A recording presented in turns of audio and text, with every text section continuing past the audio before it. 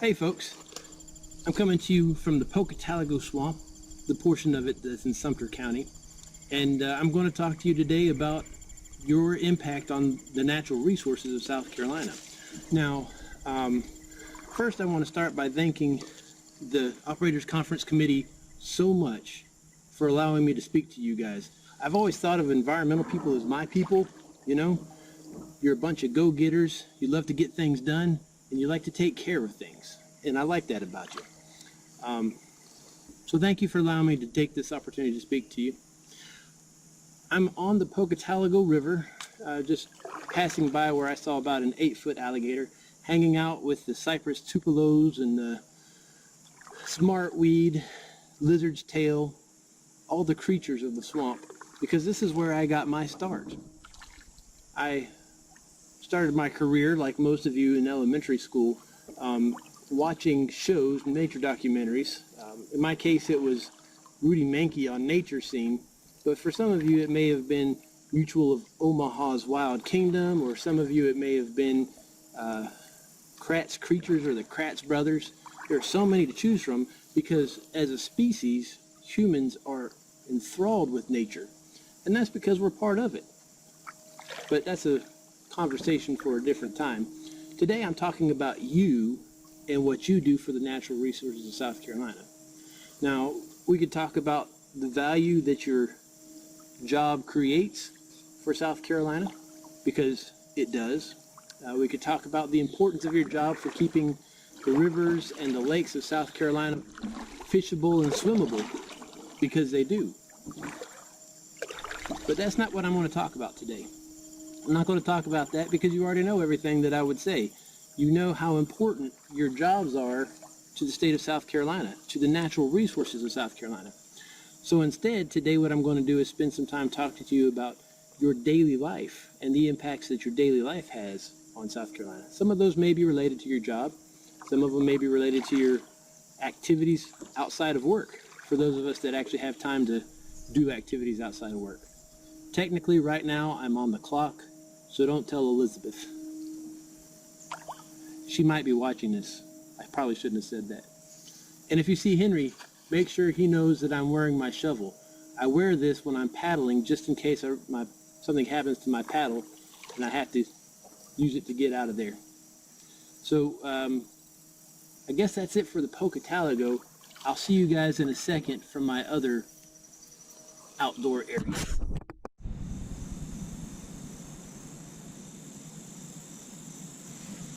Well, hi, welcome back. I guess since you guys are here, I'm probably not going to see anything. You can probably tell that I'm out hunting. I'm out here at Castleby Farm. Welcome to Castleby Farm. It's our family farm, and I've been managing it for, I don't know, 10 or 15 years. And we manage it for agriculture, for forestry, and for wildlife. Now, out here at Castleby Farm, we like to harvest a few deer every year. It's enough to keep some meat in the freezer and to keep a little bit of the stress off the crops. You know, we try to find a balance. I was reading a study from the U.S. Fish and Wildlife Service recently, and what they discovered was that less than 1% of the U.S. population hunts. Now you may find that, one, fairly odd, because I think that if we look at the water industry, probably more than 1% of us hunt. You might also find it good for wildlife. You may think that fewer hunters means good for wildlife. But that's not necessarily the case. You see, in 1937, Congress signed the Wildlife Restoration Act, also known as the Pittman-Robertson Act. And what that act did was decided to fund public lands for use by the public, using taxes on things like guns and ammunition, hunting clothing, hunting gear. And so since 1937, that's how we have funded a lot of our public lands. Here in South Carolina, that means money going potentially to the Department of Natural Resources for things like 40-acre rock, other wildlife management areas. So that money is important. So what we're discovering is, as a country, we're we're losing funds that are necessary for maintaining public lands. Now, you may not think that having public lands is really that big of a deal because you don't hunt. And to that, I would say, do you enjoy the outdoors? Then public land is probably pretty important. So hunters don't hunt year-round. So during those times when the land isn't being used for hunting, it's fantastic for outdoor recreation, for birding, for hiking, for just generally enjoying the outdoors. I want you to go ahead and raise your hand if you manage property for deer hunting or for turkey. On my way out to the stand today, I saw probably 20 turkeys because they really like this habitat. Or for bobwhite quail, we've got a couple of coveys of bobwhite here at Castleby Farm. Or for deer, how many of you manage property for that? There's probably a few of you I see in there. Now, how do you manage for that? Well, it's like the field of dreams. If you build it, they will come. That's not the quote from the movie. The quote from the movie is, if you build it, he will come. But in our case, we're looking for the wildlife to come, and so if we create the habitat for them, the wildlife will be here. Now, for those of you who don't necessarily like hunting, I totally understand. But the creation of habitats for hunters, by hunters, for specific organisms, for like bobwhite quail. I'm getting ready to burn this area behind me as soon as the weather cooperates. That creation of habitat for a specific species is really good for other non-target species. So what's good for the quail is good for the rabbit, is good for the insects, which is good for the turkeys.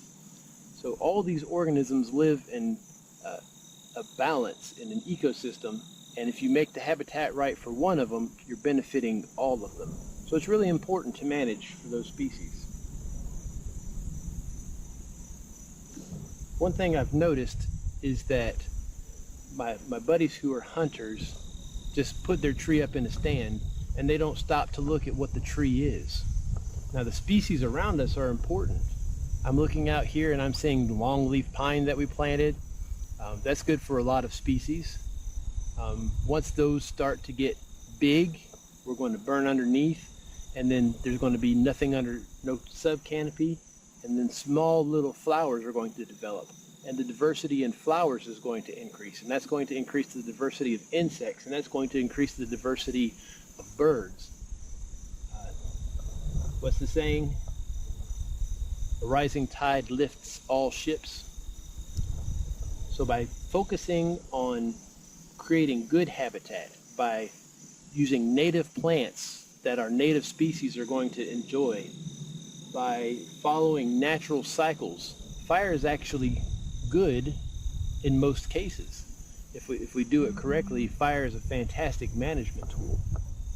By balancing our agricultural use and our forestry use, by doing all these little things, those little things add up, and we end up with a better South Carolina. We end up with better natural resources, and things get better for everyone. You know, here in the United States, we don't have a Parthenon like they do in Greece. We don't have an Eiffel Tower. We don't have Stonehenge or any of the great castles that came from the Middle Ages. We don't have that kind of history as a civilization. But one thing that we have that we should probably hold on to are public lands. We have some of the most beautiful public lands in all the world. In fact, you could probably argue that as a democratic society, we invented the concept of public land, of land owned by everybody. Now, sometimes that leads us to problems, you know. Sometimes there are conflicts of what we want to do there. Maybe the Department of Natural Resources purchases some property and that's going to be used for hunting, but it's also prime birding habitat. Maybe Parks, Recreation, and Tourism sets up a state park and somebody wants to hunt there and they can't because it's a state park. We have different categories of public lands for different purposes. And I think it's really important that we support them all. And how do we support them? Well, if you like public lands, even if you don't hunt, maybe you buy a hunting license. So those Pittman-Robertson funds can go to purchasing and maintaining that property. Maybe you go support our state parks. Those are a fantastic natural resource.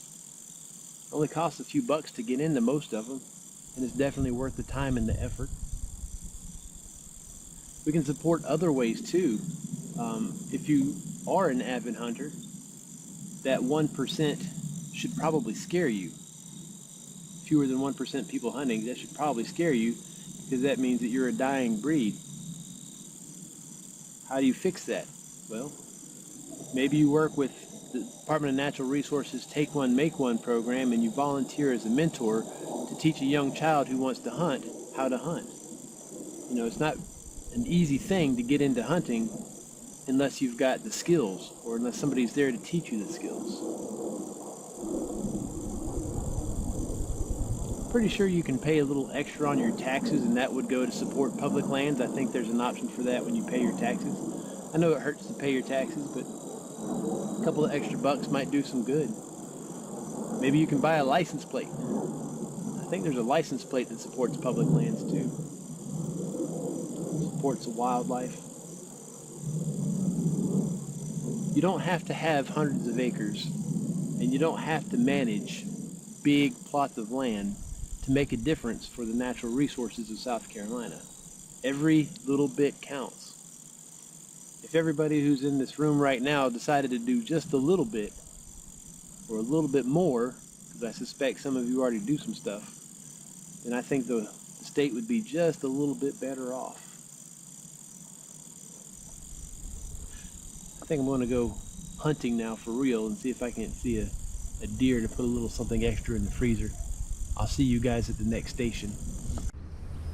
Well, it's the end of a long day, and this probably looks like the end of your long day. You've been protecting the environment all day, and then you come home and you might not want to think about it, but we still do at our house. So I've got this little vine right here. This is my ugly garden. This is one way that we help protect the environment. A number of years ago, my wife planted that beautiful lantana back behind me to attract the adult butterflies. And it did a really good job of attracting the adult butterflies. But we know that the life cycle means if you don't have caterpillars, then you don't have adult butterflies.